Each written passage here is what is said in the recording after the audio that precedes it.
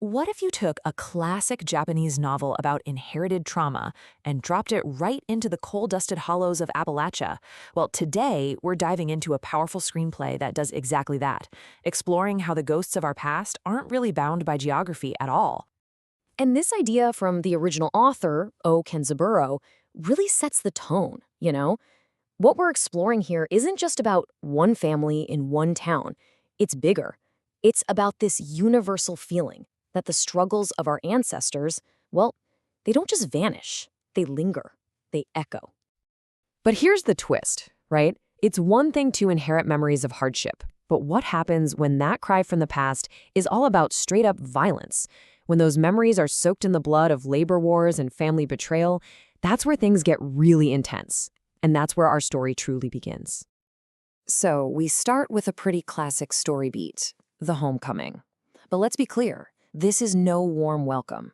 For our main character, Sam Miller, going home means returning to a place he desperately tried to escape, a place that holds a history he spent his life trying to bury. And you can really see the two worlds Sam is caught between. On one side, you've got his new life in New York City. He's a writer, surrounded by books, a life he built from scratch. And on the other, Logan County, West Virginia. It's not just a place, it's like a living, breathing memory of struggle, of coal dust, and yeah, of blood. He really thought he'd put it all behind him, but his father's death just yanks him right back into the thick of it. And this really gets to the heart of what we're talking about. Inherited trauma. The story makes it super clear that this isn't just about some family squabbles. It's way deeper than that, almost elemental. The idea is that the pain is literally in the soil, it's in the air, and it gets passed down through the bloodline, whether you want it to or not. And of course, this trauma doesn't just hang in the air. It shows up in the people, specifically in the huge conflict at the center of the story. This clash between two brothers who have two totally different ways of dealing with their family's dark past. Man, and this is where you really see that divide. You've got Sam, the writer, who feels like he has to dig everything up to understand the truth of the past so he can finally break free. Then you have his brother David, the preacher. He's all about maintaining order, burying the ugly stuff to keep the peace now. David looks at their father's legacy as something to protect. But Sam sees it as a straight-up curse he needs to escape. You can just feel them heading for a collision, can't you? So, throughout the whole story, you have this simple object, a kid's football, that becomes this really powerful symbol. It starts off all innocent, just a toy, but its journey kind of mirrors the family's own dark descent. Every thud the ball makes on the train sounds like a drumbeat from the past. Then it gets lost in the mud, and it comes out stained with dirt that looks just like blood. It's not just a football anymore. It's carrying the weight of the land, the weight of history. And for Sam, this past isn't just some abstract idea he's thinking about. No, it's a full-on sensory assault. He's haunted by these little pieces of the 1921 miners' uprising. He's hearing things, a slow drum beat, the sound of marching boots, a ghostly mine whistle. These aren't just memories, they feel real.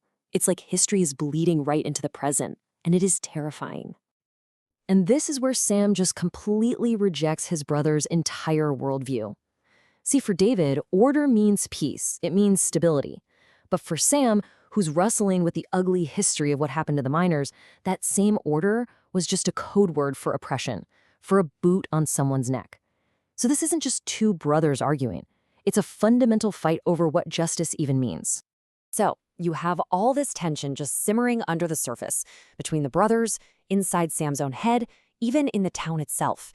And you just know it can't stay buried forever. And it doesn't. At their father's wake, the past doesn't just bubble up. It explodes. And it all kicks off with one thing, the accusation. Sam just can't hold it in anymore. He confronts David, and he drags the family's darkest secret right out into the open. Their father wasn't just some innocent bystander during those violent miners' strikes. Nope. He was a company man. He picked a side. And as soon as the words are out, things get physical.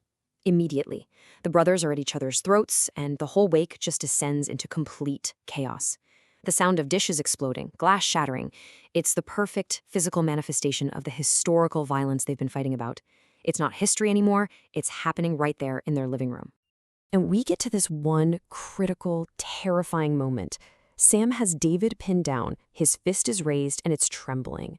He is literally a split second away from doing the exact same thing he hates, from continuing this violent cycle.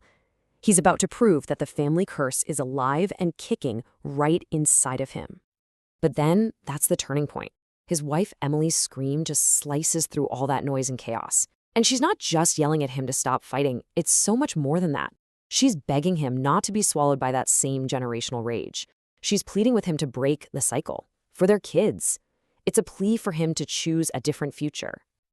Okay, so after that massive explosion, the story shifts. It gets quieter, more thoughtful as it moves toward the end. And there's no easy answer here, no simple "I'm sorry." Instead, what we get is a really profound choice about how you actually move on from something like this. And this is really the core takeaway for Sam. He finally gets it.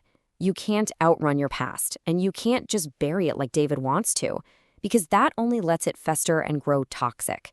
The only real way forward is to face it, to acknowledge it, understand it, and then make a conscious choice about how to carry that weight without passing its poison down to your own kids. And this whole idea is symbolized so perfectly with the two footballs at the end. Sam takes that old ball, the one stained with mud and history, and he leaves it at the miners' memorial. It's like an offering, a way of saying, I see this burden, I acknowledge it. But then he gives his own kids a brand new football. It's clean, it's unscuffed, and it's just a tool for play. It's such a powerful way to show that the past is honored, but the future can be different.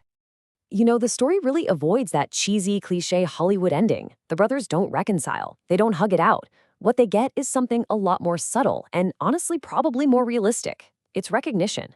They look at each other and they finally see the same shared history in each other's eyes, and they understand why they chose such different ways to deal with it. They accept it and they go their separate ways. And this brings us all the way back to the ultimate takeaway from the story. History, with all its pain, all its violence, it doesn't have to be a curse that just leads to despair. If we actually confront it, if we listen to that silent cry from the past, we can turn it into a call to action, a call to be responsible for the kind of future we want to build. So the story really leaves us all with this one big question, doesn't it? When you hear the echoes of the past, in your own family, in your community, in the world, do you let them pull you down into those same old cycles of anger and pain? Or do you choose to listen, to learn, and to carry that knowledge forward with a sense of responsibility? The story seems to suggest that the choice is always, always ours.